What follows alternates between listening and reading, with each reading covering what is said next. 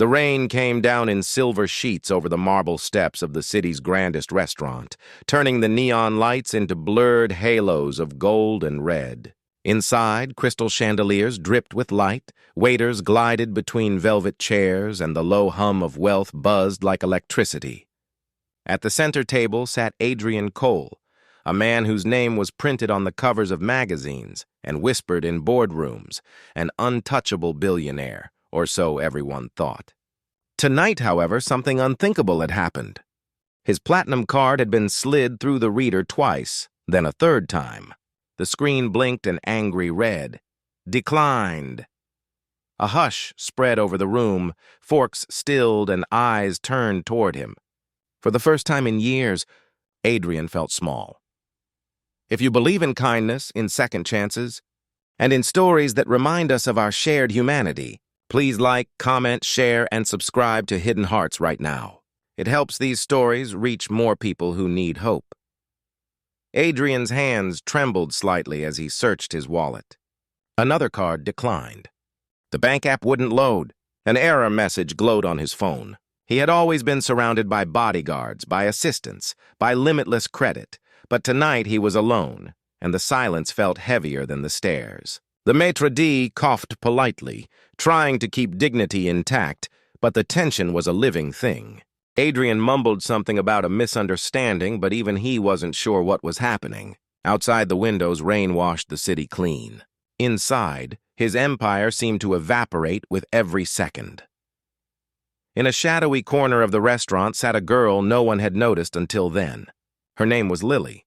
She was only 9, her oversized coat dripping from the rain she'd escaped, her sneakers frayed at the seams.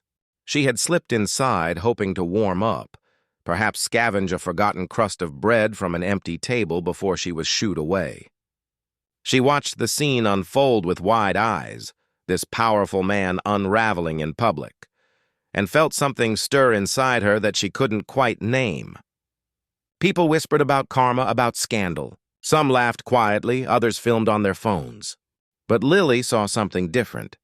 A man whose face looked like her father's had before he lost his job, a man who suddenly seemed very, very human.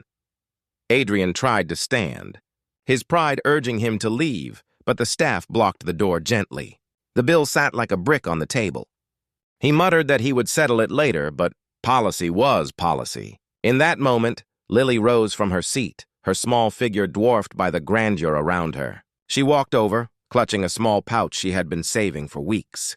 Inside were crumpled bills and coins she had earned from selling drawings on the street, her dream money for a day when she might buy a real sketchbook or a warm meal for her little brother. Her heart pounded as she approached the billionaire. She placed the pouch on the white linen tablecloth, its coins clinking like tiny bells. Heads turned. A waiter gasped. Adrian blinked, stunned.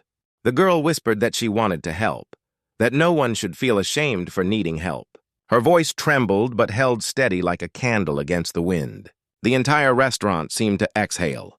For a heartbeat, the marble pillars and golden chandeliers faded, and all that existed was a child's open hand. Adrian stared at the pouch. Something cracked open inside him, a memory of the days before his fortune, of hunger and cold nights, of his mother teaching him to be kind when they had nothing. His eyes burned. He told her softly that he couldn't take her money, but Lily insisted. She said it wasn't about money, it was about dignity. Her words cut deeper than any boardroom deal.